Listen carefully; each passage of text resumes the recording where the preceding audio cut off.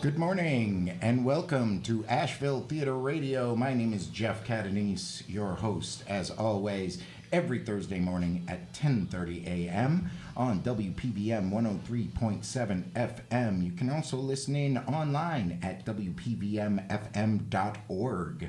And we have some excitement today because it's not Plug Your Show Day, it's Idea Day. And I have with me Mr. Scott Walters, who is the professor of drama at UNC Asheville. He also writes for the Clyde Fitch Report, the Huffington Post, American Theater Magazine. So his credentials are impeccable. Welcome, Scott. Thank you. I'm glad to be here. It's so great to have you here. Now, the reason I wanted you on the show is because you keep showing up on my Facebook newsfeed. Seemingly constantly, every time you write an article, somewhat provocative article in regards to theater, and sometimes it's by someone who posts an article and says, this is exactly what I'm talking about, and other times it's, who is this guy and why does he want theater to die? So somewhat provocative in your thinking. Do you have a specific philosophy that drives all of your writing and your teaching, for that matter? Well, I guess so. In many respects, I would like, I'm a theater historian by profession. And so I tend to look back at what theater had been and the way that theater had been organized in the past, what systems of productions were available, and to draw from those things. So I'd have a tendency to look back to the Greeks and their relationship with the polis in Athens, and particularly to Shakespeare and his theater and the way that they organized themselves. Certainly a big change for theater during that time. Absolutely. Somehow that guy's still around. Go figure. And this drives you toward what way of thinking that we should continue to advance as an art form? In some ways, in sort of a Back to the Future idea, right? That in a lot of ways we've abandoned some of the ways that we used to do things that actually worked to make theater vibrant and sustainable, and that probably somewhere around the late 19th century we got off track, and a lot of things happened that put us on the road to where we're at now, where we're an extremely expensive art form that has become something for a small elite audience. I absolutely agree, and that's why you're on my show. Anyone who disagrees with me will never be on my show. That is my creed. That's your philosophy right there. No, I welcome alternate voices. And as a matter of fact, if you go to the Facebook page of Asheville Theater Radio and you say, Scott and Jeff were completely full of it, and I want my time on the show, let me know, and I will gladly get you on here, and we'll have a nice little round table, maybe a debate, or maybe just a fight, which doesn't make for good radio, but, we might do it anyway. But before we get to fighting, I'm going to get to the rundown, because everybody wants to know what's going on in Asheville and Western North Carolina in the theater scene.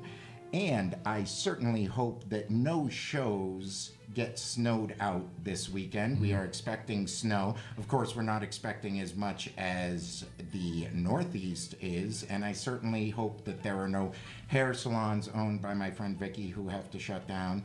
That's a blatant shout out right there. Yeah, I know she's listening, so. Hi, Vic.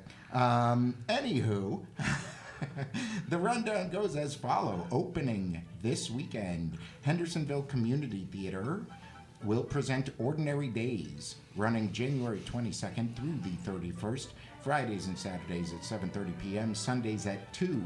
That is at Hendersonville Community Theater in Hendersonville, go figure, at 828-692-1082, or you can find them online at hendersonvillelittletheater.org.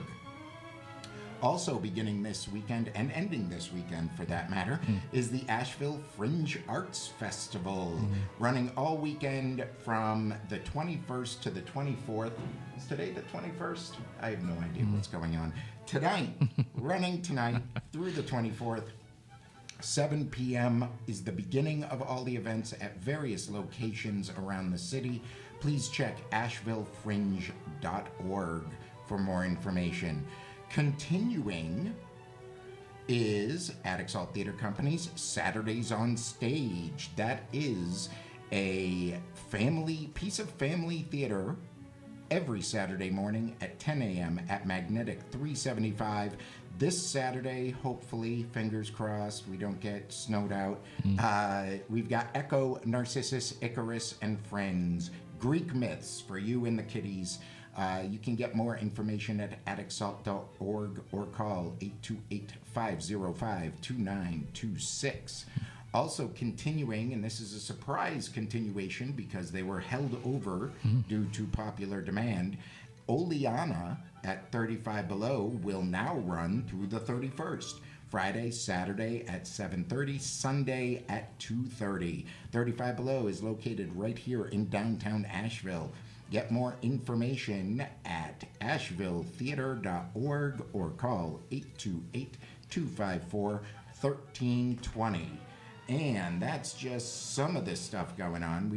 We'll get back to the rundown very shortly, but I want to speak some more to my guest, Mr. Scott Walters, professor of drama at University of North Carolina, Asheville, working there with many of the people who stay in Asheville. I've worked with so many of your students, which is quite wonderful. I find them to be at least respectful, so thanks for beating them if that's what it takes.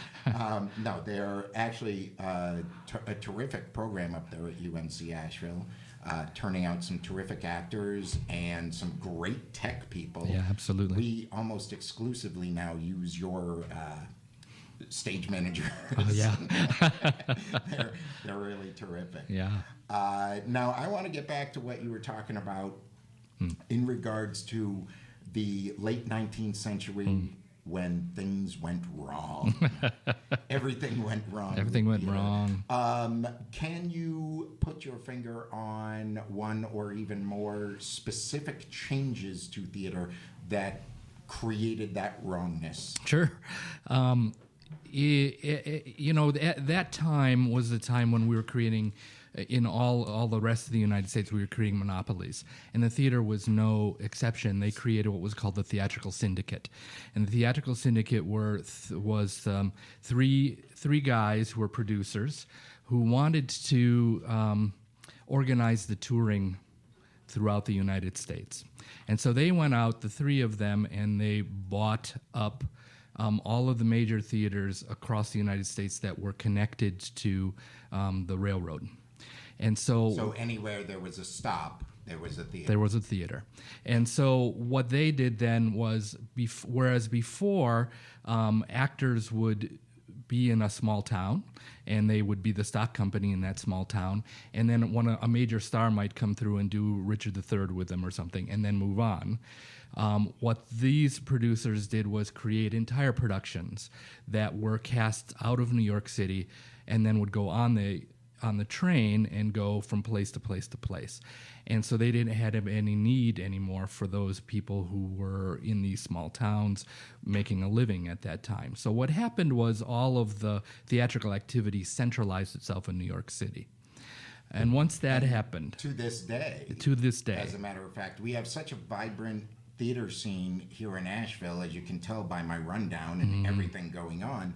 And yet there are still people working here, doing really well here, and very talented here, who say, someday I'll get to New York City, right, or even Chicago or LA for those who are more film-minded. But the fact that it's very centralized, and in fact, I was just talking to Scott off air about my own problems with actors' equity and the fact that they are so New York-centric. Making it very difficult for us little town folk, to make a living. So that was certainly one way that theater changed, and not necessarily for the better, back in the 19th century. Another way, and this is something that you brought up with what you coined, I think you coined, cell phone gazi, when Patti LuPone became just one of many Broadway talents who stopped a show to shush a cell phone ringing and chastise the user for such.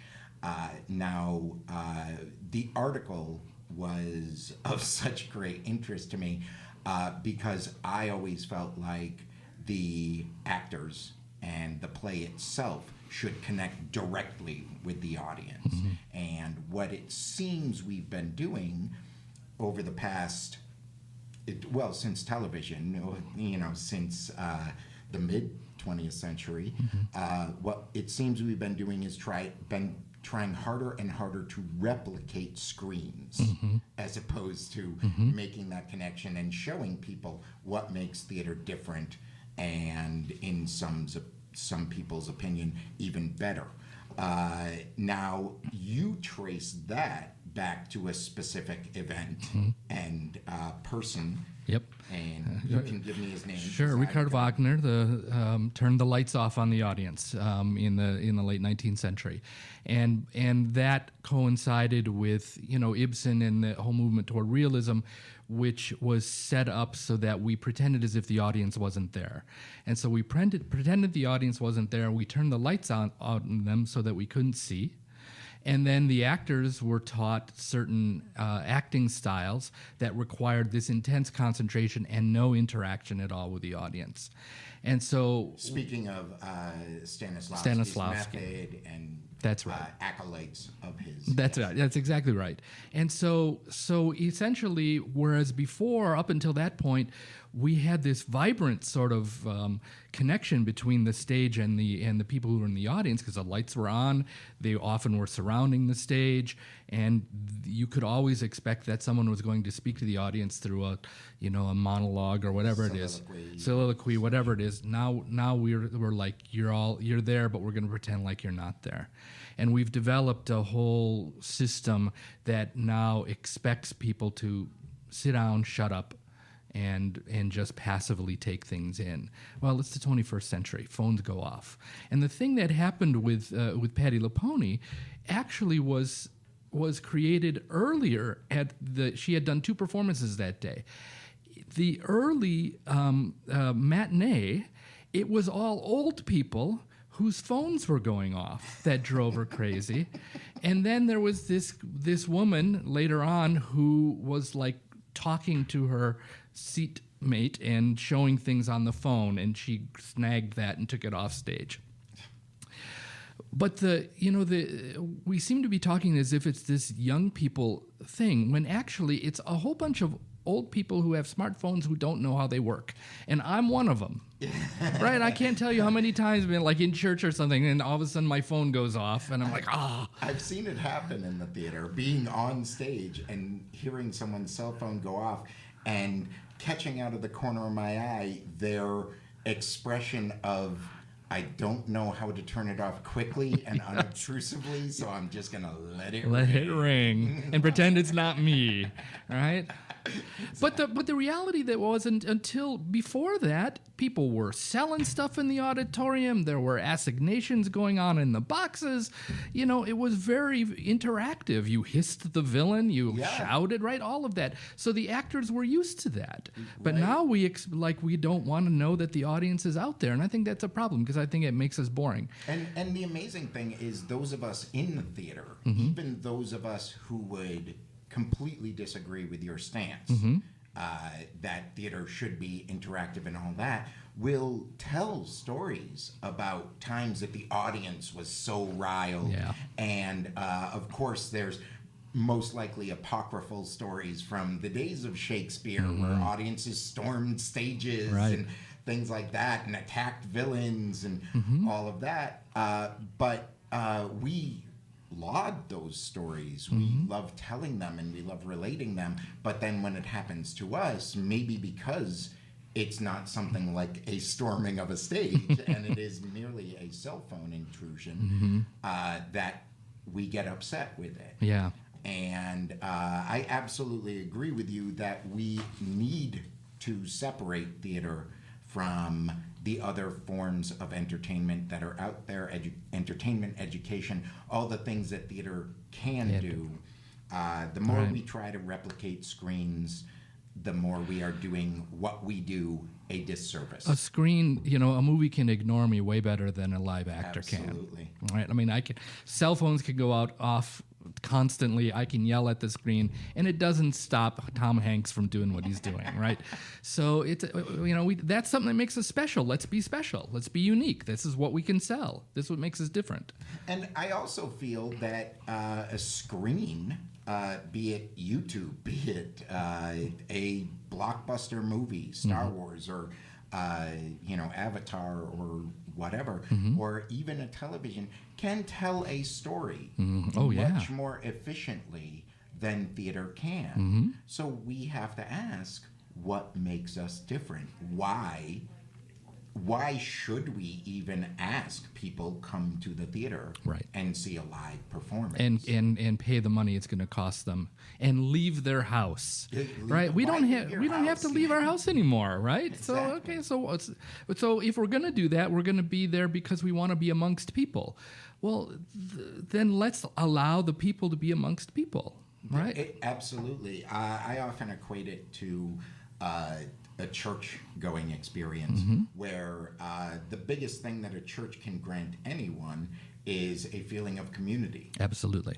We do the same. I used to call Yankee Stadium my church, because I used to go, and I was among my people, and we could all get, together and thinking toward one goal, booing the villains and cheering the heroes and all of that. And if theater were to be the same way, then people would get that sense of community from theater. And I think we're sorely lacking that. And I hope we can get back to it. I think my radio show of 2 listeners and a block radius and your articles may help. But I'm hoping that people are listening and want to do those sorts of things. I hope some of these shows that I'm going to speak about right now do those sorts of things. We have one show closing, and that is Haywood Arts Regional Theater, or Heart to Its Friends. We'll be closing Love, Loss, and What I Wore this weekend. They are running January 22nd and 23rd at 7:30 and January 24th at 3 p.m. Haywood Arts Regional Theater is there in Waynesville. To find out exactly where, go to hearttheater.org or call 828-456-6322. Also, a few things that are coming soon that you've got to be on the lookout. Hopefully snow won't affect everything going on this winter. North Carolina Stage Company has Jeeves Intervenes coming up, opening on January 27th, closing on February 21st. They will run every Wednesday through Saturday at 7:30, Sundays at 2 p.m. North Carolina Stage Company is located right here in downtown Asheville. You can get more information at 828-239-0263 or go online to ncstage.org. Also, Asheville Community Theater will be bringing back the first of the new year, Listen to This series. That is going to be Thursday the 28th. Listen to This is, of course, storytelling. It's a wonderful show. Yeah. If you get a chance to check it out, it's just people telling stories, but they're engaging, sometimes hilarious, sometimes very poignant. This month's theme is That's So Cold, and it's stories of people showing a gross lack of compassion. Things like getting broken up with via text, or being fired a week before your pension kicks in.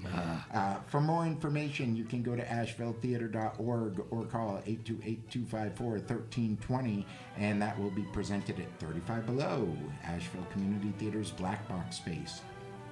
Also coming soon, LW Fantastique will present Rock of Ages. That will be February 4th through 13th at Asheville's Masonic Temple. For more information, go to rockofagesasheville.com or call 828-442-3104. Also, Anamkara Theater Company, Accordion Time Machine's new incarnation, In-Laws and Outlaws. February 5th and 6th at 8 p.m. at Toy Boat Community Arts Space. You can get more information by going to anamkaratheater.org or call 828-633-1773. Also, Flat Rock Playhouse Downtown will perform their fundraiser, Theater with the Stars, on February 20th at 3 p.m. Flat Rock Playhouse Downtown is located in Hendersonville, so don't go to Flat Rock. You can call them at 828-693-0731 for more information, or go to flatrockplayhouse.org. I've got some more to talk about, but first I am going to get back to my guest, Mr. Scott Walters, with some very intriguing and interesting ideas. Now, on the one hand, we've got this hearkening back to how theater used to be, right. Engaging the audience, letting the audience be engaged, and subsequently interact. I'm wondering if there's anything that we could do going forward in terms of how the technology is changing. I mean, of course, we're seeing in screen-based storytelling, the technology changes rapidly, and they are exploiting that to great advantage. What are some technological achievements of recent years, months, days, that we might be able to incorporate to help get people in the theater? That's a good question, because in some ways, one way we could look at this was to say that by foregoing technology, we might actually separate ourselves from these things that are much more technological. We can't compete with CGI or something like that, right? Of course not. But at the same time, you don't advocate going back to fire-based lighting. Well, no. Yeah. Although I sometimes do think that we could go back to living room theater sometime, just as small kinds of things. But anyway, I'm not going to go in that direction. Well, so sustainability is a huge issue for theater companies, theater companies, and partly that's because a lot of the materials that we use to create theaters become very, very expensive, like wood, for instance, has become very, very expensive. Well, what is becoming less and less expensive is light and sound and electricity. And in many respects, I would say that some of the breakthroughs that are starting to happen as far as lighting, as far as projections, as far as being able to project film, and George, it was talked about back in the 1920s about projecting film as a background for the stage, right? And so we have a lot of those opportunities, and it's cheap, right? What that allows us to do is to, one of the other things that happened in the 19th century is we got in the long run.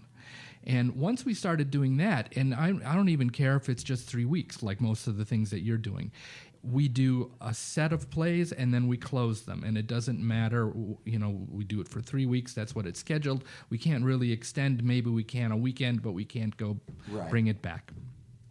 Part of that is because everything is built with wood and nailed to the stage. It becomes very, very difficult for us to rotate it.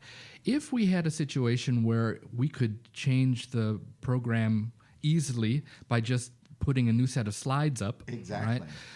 We could keep our popular plays going and rotate it into a rotating repertory situation. There's another play coming in the space next weekend, but if you want to continue your run on weeknights, right, we just have to change the slides. That's right. It's that easy. Yeah. And that's how this is again that Back to the Future. They did this all the time. Shakespeare would bring back something that was really popular when maybe he had another show that fell apart. Tanked. Yeah, it was bad. And it's like, okay, take that off. Rather than try to sell it, or give free tickets away. You just take a few of those performances away and give it back to a popular sort of thing. Well, you can only do that if you've got a really flexible way of doing theater. So I think lights, sound, you were talking about the storytelling sort of thing. Well, storytelling really became really dynamic during the radio era. Mm-hmm. Here we are on the radio. Well, radio gave that up. Okay. Yes. Well, we could go back to that. Right now we can do podcasts. Podcasting. And I know there are quite a few. I don't think a lot of them have taken on a theatrical aspect yet, even though these old radio shows had live audiences. Yeah. And yet podcasting is quite possible. So I think that is a great opportunity theatrically. I think the problem that we have is something that also has occurred, which is we're relying so much on redoing plays from the past. Now, I'm totally about. I teach theater history, so I love the things in the past. But I'm also with Margot Jones, who said the only way that we can have a dynamic theater is by encouraging and supporting new plays being done. And so you have to produce. Well, one way you could produce is to produce it simply in a podcast form. Now, I don't have to build a set. Now, I don't have to do all of that thing. But that playwright gets to hear their work produced. So there are a lot of options. Sure, adjustments can be made if a larger scale production needed to happen. These are all great ideas. And as a matter of fact, I want to touch just briefly, just to put a bug in the ear of every theater person listening. Phil and Barbara, my regular listeners, they don't do any theater. They just love my voice. So what you were talking about as far as projections goes, I think even artistically, not just from a commercial sense, but artistically, it does help. When I talk about screens tell stories so much more efficiently, a big part of that is because of editing. Yeah. And the idea that you could go from New York City to LA with one quick edit. And here on stage, we have to change set pieces and, like you said, move a lot of wood. But we do projections and bang, it can happen as quickly as on screens. So I think these are wonderful ideas. These are terrific things to concentrate on. We've only got a few minutes left, so I want to get back to the rundown and a few things that are still going on here in Asheville in Western North Carolina.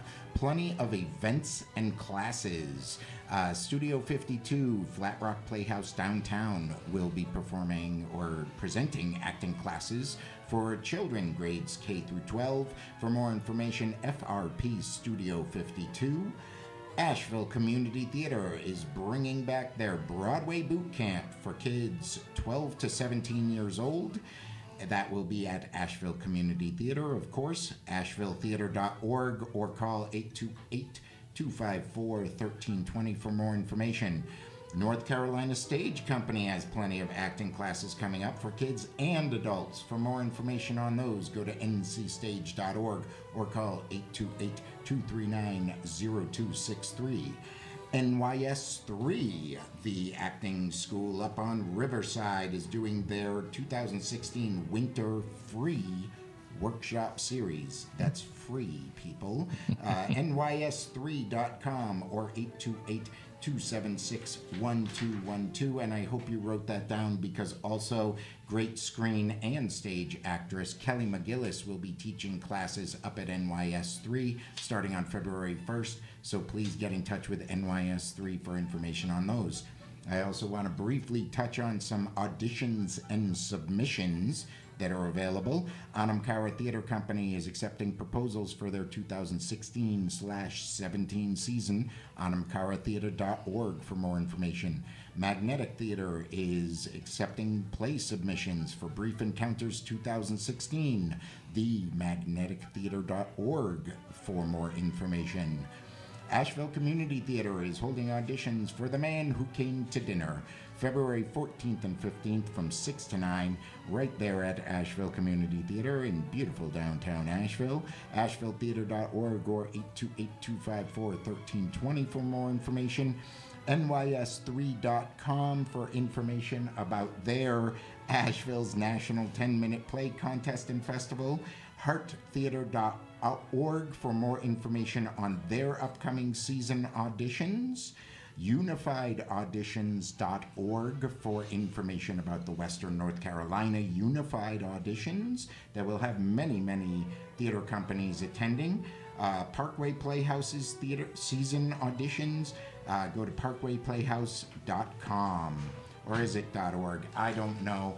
I'm out of time. Carol Ann.